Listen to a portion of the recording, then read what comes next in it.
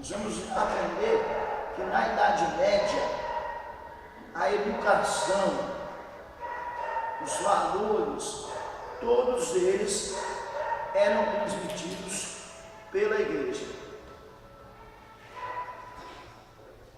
Terceiro momento, aprender com os bons exemplos do passado para evitar os erros que a igreja frequentemente tem cometido. Quando eu olhar para a história da igreja, eu não vou ver somente as partes boas, eu vou ver também os erros que foram cometidos. E aí, nós olhando para esses erros, nós vamos procurar não cometer mais os mesmos erros. Então nós vamos aprender tanto de forma positiva, quanto de forma negativa, o valor da história da igreja. O conhecimento da história da igreja nos tornará mais tolerantes. Porque nós temos dificuldade de tolerar quem pensa acerca de Deus diferente da gente. Quem tem usos, quem tem costumes, quem tem tradições diferentes da gente, nós temos dificuldade de tolerar. Nós achamos estranho. Nossa, como aquela igreja é diferente da minha. A minha igreja bate palma, aquela não. A minha igreja louva a Deus de pé, aquela louva a Deus sentado. Nós temos dificuldade de tolerar as diferenças. Estudando a história da igreja, nós vamos ter menos dificuldade de tolerar quem é nosso irmão em Cristo, mas que tem usos, costumes, tradições diferentes das nossas. Nós vamos ser mais tolerantes para com aqueles que diferem em questões não essenciais. Quando a questão não é essencial, a diferença não tem problema. Mas nós temos dificuldade de entender, de compreender, de aceitar a diferença. Estudando a história da igreja, nós teremos menos dificuldade disso. Nós só vamos continuar discordando de quem é diferente de nós em questões essenciais, como as doutrinas básicas, a morte vicária de Cristo, a ressurreição de Cristo. Se pensa diferente de nós sobre a morte vicária, a morte substitutiva de Cristo, sobre o fato de ele ter morrido na cruz no nosso lugar, a pessoa pensa diferente, aí nós não podemos concordar, porque isso é doutrina básica do cristianismo. Isso vai mexer com a nossa fé, vai implicar a nossa salvação. Se a pessoa não crê corretamente na ressurreição de Cristo, também vai implicar na nossa salvação, também é doutrina básica. Então essas coisas, nós vamos estudar a história da igreja, nós vamos continuar discordando de quem pensa diferente acerca da morte de Cristo, da sua ressurreição, do fato de que ele voltará para nos buscar. Essas coisas não dá para nós abrirmos mão. Mas as pequenas diferenças de usos, de costumes, de tradições, nós vamos aprender a conviver com elas à medida que estudamos a história da igreja. Leia para nós, por favor, Atos dos Apóstolos, capítulo 17, versículos de número 1 ao 6. Atos dos Apóstolos, capítulo 17, versículos 1 ao 3. Atos dos Apóstolos é o quinto livro do Novo Testamento. Passa os 4 evangelhos, aí vem Atos dos Apóstolos. Tendo passado por Antipolis e Apolônia, chegaram a Tessalônica, onde havia uma sinagoga dos judeus.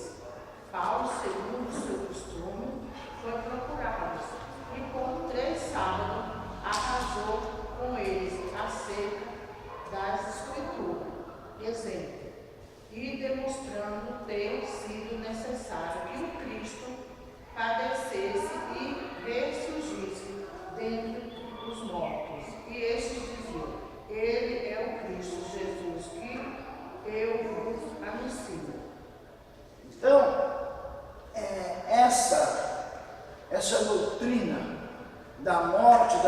ressurreição de Cristo, que Paulo defendeu nessa cidade chamada Tessalônica, ela é uma doutrina básica do cristianismo. Essa todo cristão, toda denominação precisa pensar igual. Precisa pensar que a morte de Cristo foi real, ele realmente morreu, a sua ressurreição foi real, ele realmente ressuscitou, e a morte dele simboliza a nossa morte para o pecado. Nós morremos com Cristo para o pecado, e a ressurreição quer dizer que nós ressuscitamos com ele, nova criatura. Isso é doutrina básica do cristianismo. 1 Coríntios capítulo 15, versículos de número 1 ao 4.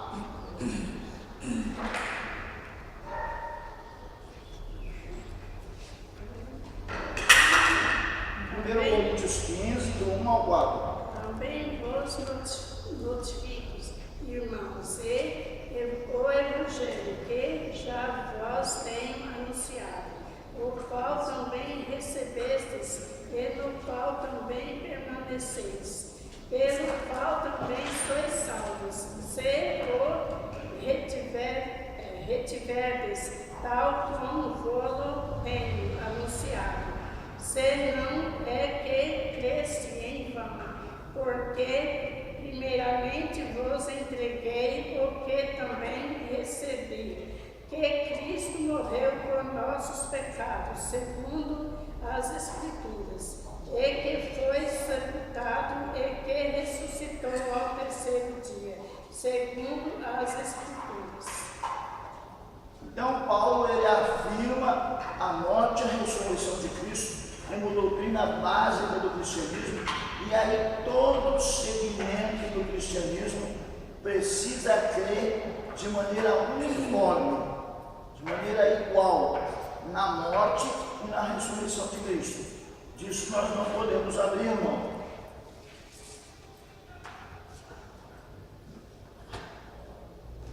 Mas nós vamos estudar a história da igreja, então é importante entender o que é história. O que é história? História é o estudo da ação humana ao longo do tempo.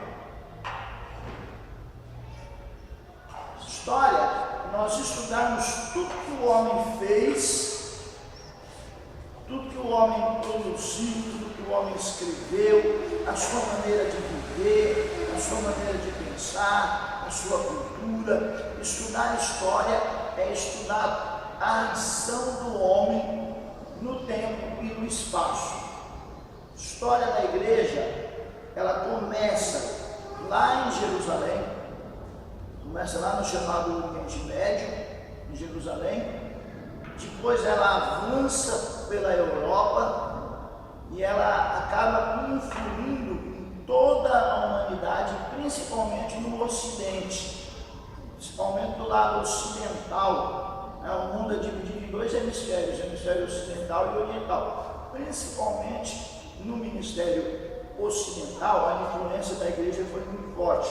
Há uma influência no ministério oriental também, no hemisfério oriental também, mas no hemisfério ocidental, do lado de cá, Europa, América do Sul, Estados Unidos, todo o hemisfério ocidental, a história da igreja é ainda mais influente.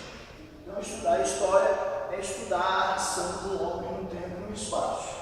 Isso é história.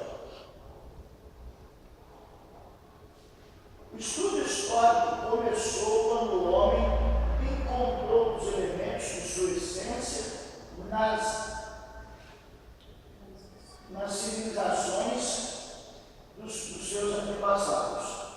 Quando o homem começou a olhar através da arqueologia, de documentos que foram encontrados, de inscrições que foram encontradas, ele começou a analisar as civilizações dos seus antepassados, a influência delas, o que elas deixaram. Quando o homem começou a fazer isso, ele começou a estudar a história. Então, história é uma coisa muito antiga. O homem sempre preocupou-se com a história. O homem é um ser histórico.